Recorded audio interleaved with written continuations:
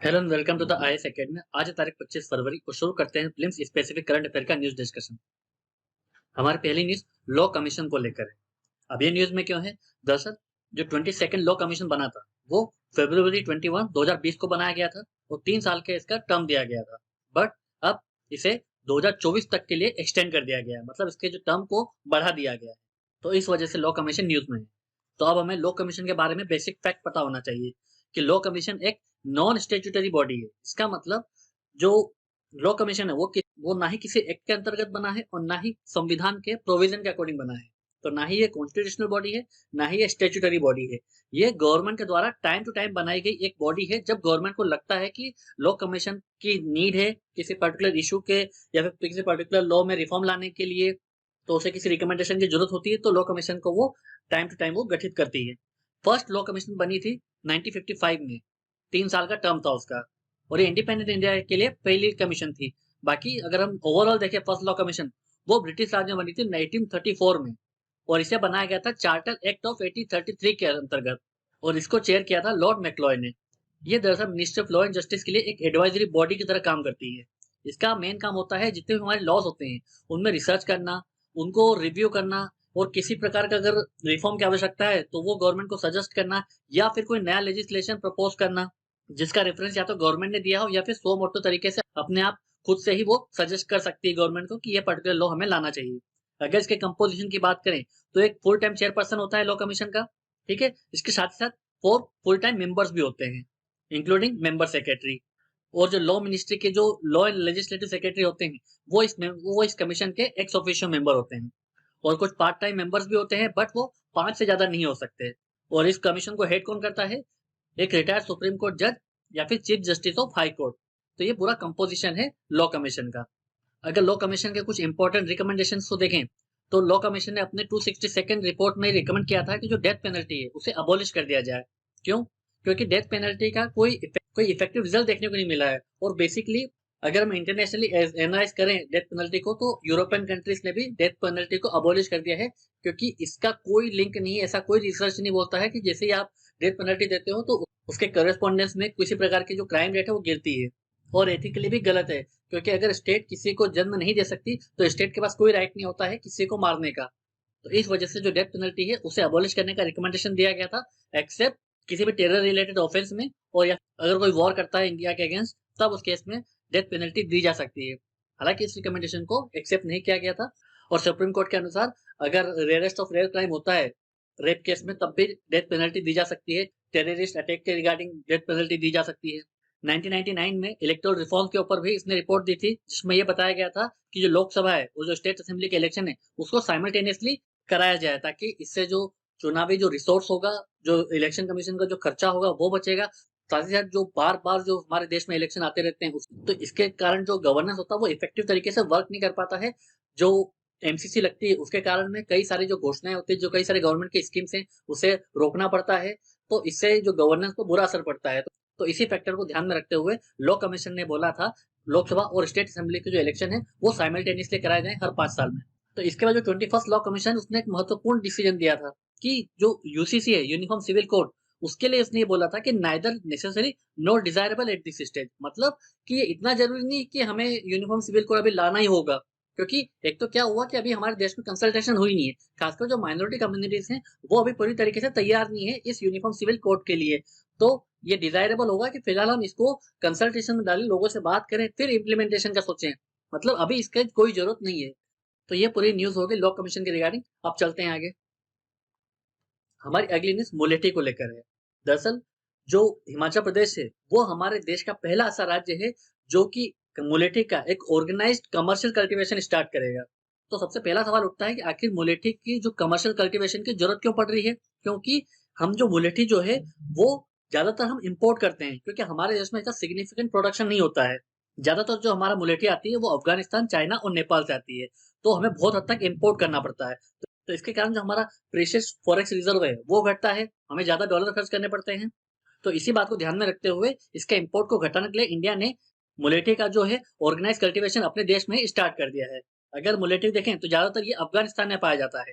हालांकि अफगानिस्तान के अलावा कुछ पाकिस्तान, चाइना, नेपाल और इंडिया में भी इसको ग्रो किया जाता है बट मेनली ये अफगानिस्तान में ग्रो किया जाता है।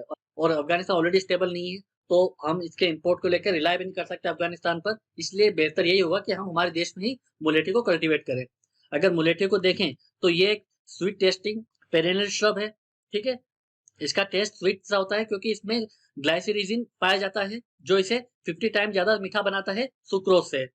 अब इसके कल्टीवेशन के लिए सुटेबल क्लाइमेट क्या चाहिए? ड्राई और सनी क्लाइमेट होना चाहिए, और सब ट्रॉपिकल और वार्म टेम्परेट रीजन्स में इसे जनरली ग्रो किया जाता है। इसका जो यूज होता है वो हर्बल मेडिसिन बनाने में किया जाता है, कैंडीज में किया जाता है, और टोबैको में भी इसका यूज किया जाता है। मोस्टली इसे चेस्ट और लंग डिजीज में ट्रीट करने के लिए किया जाता है। न्यूमोनिया में इसको दिया जाता है।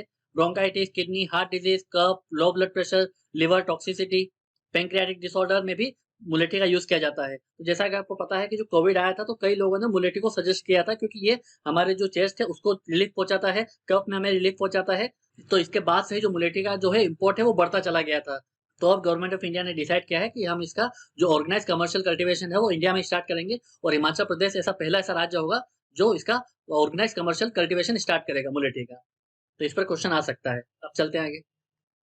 हमारी अगली न्यूज संसद रत्न अवार्ड को लेकर है।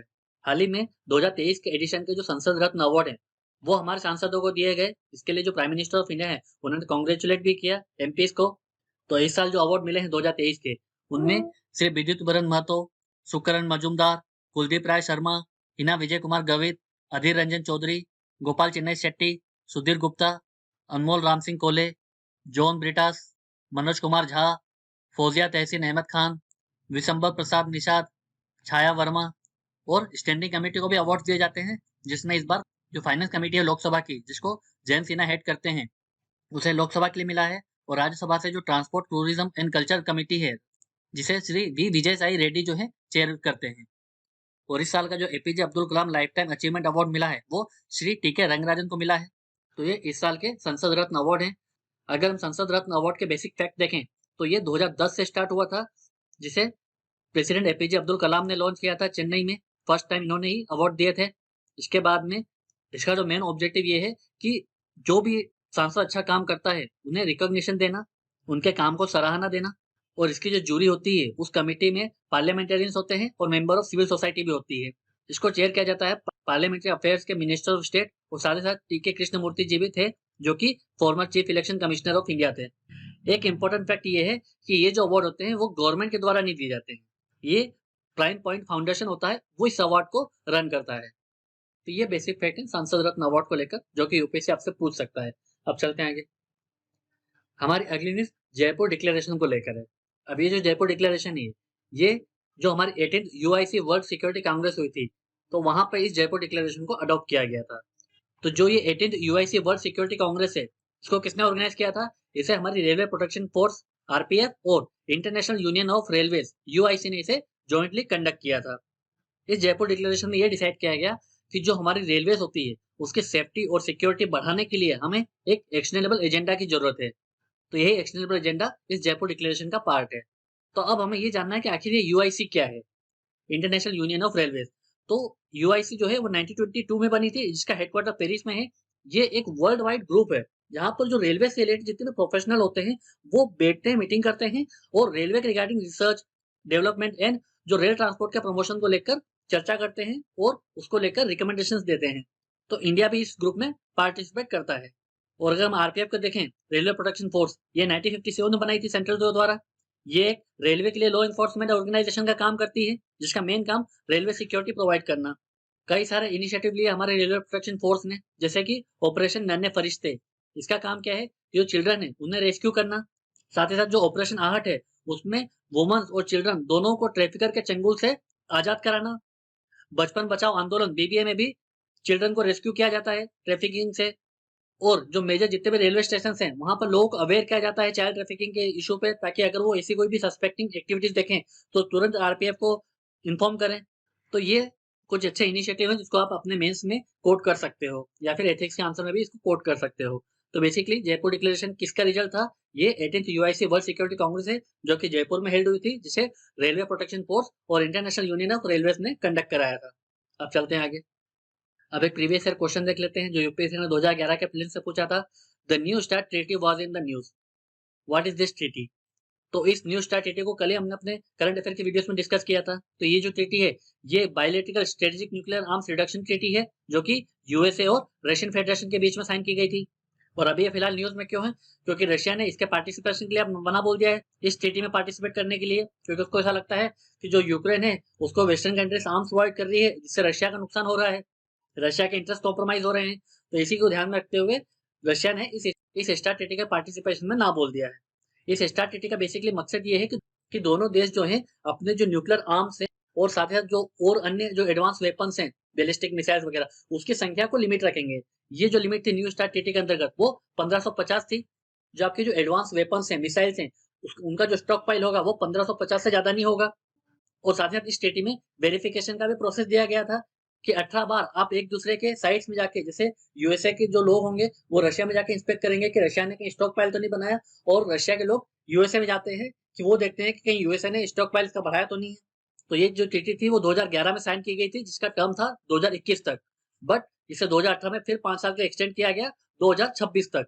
बट इसके पहले ही रशिया ने इसके पार्टिसिपेशन में ना बोल दिया है। तो हो सकता है यूपी से फिर से इस पे क्वेश्चन पूछ ले। इस वीडियो की पीडीएफ को डाउनलोड करने के लिए आप हमारे टेलीग्राम चैनल को ज्वाइन कर सकते हैं। ऐसे ही और करंट अफेयर के वीडियोस के लिए आप हमारे यूट्यूब चैनल को सब्सक्राइब कर सकते हैं। आज की वीडियो में सिर्फ इतना ही है। Thank you very much.